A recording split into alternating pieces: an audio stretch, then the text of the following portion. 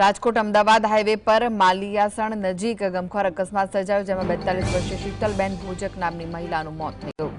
આ ઘટનામાં ડમ્પર ચાલકે કારને જોરદાર ટક્કર મારી, જે બાદ ચાલક ઘટના સ્થળેથી ફરાર થઈ ગયો. શીતલબેન તેમના પરિવાર સાથે ચોટીલા દર્શન કરવા જઈ રહ્યા હતા, જ્યારે દુર્ઘટના બની. કારમાં સવાર અન્ય પરિવારજનોને નાની મોટી ઈજાઓ પહોંચી છે. તો આ વિશે વધુ માહિતી માટે જોડાઈ ગયા છે સંવાદદાતા લખીરાજસિંહ. લખીરાજ, શું છે વધુ વિગતો?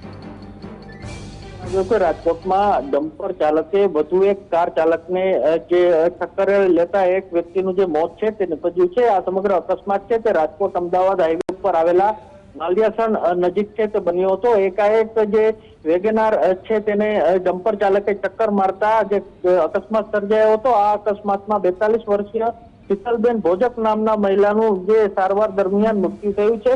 સમગ્ર વાત કરવામાં આવે તો પરિવાર સાથે ચોટીલા દર્શન કરવા જતા હતા અને તે સમયે આ ઘટના છે તે બની હતી. તો સામાન્ય જે લોકો જે પરિવારજનો છે તેને સામાન્ય ઈજાઓ બની જે થવા પામી હતી. ચોક્કસપણે આ અકસ્માત સર્જીને ડમ્પર ચાલક છે તે ફરાર થઈ ગયો હતો. ત્યારે સમગ્ર મામલે પોલીસે ફરિયાદ નોંધીને કાર્યવાહી હાલ તો હાથ ધરી છે. પરંતુ કહી શકાય કે અગાઉ પણ રાજકોટ શહેરમાં પણ ડમ્પર ચાલકે એક યુવતીનું 20 વર્ષીય યુવતીનો ભોગ છે તે લીધો હતો. ત્યારે ડમ્પર ચાલકો ઉપર કાર્યવાહી ક્યારે થશે તેવું લોકોમાં ચર્ચાઓ નીકળી રહી છે. જી આભાર માહિતી આપવા માટે.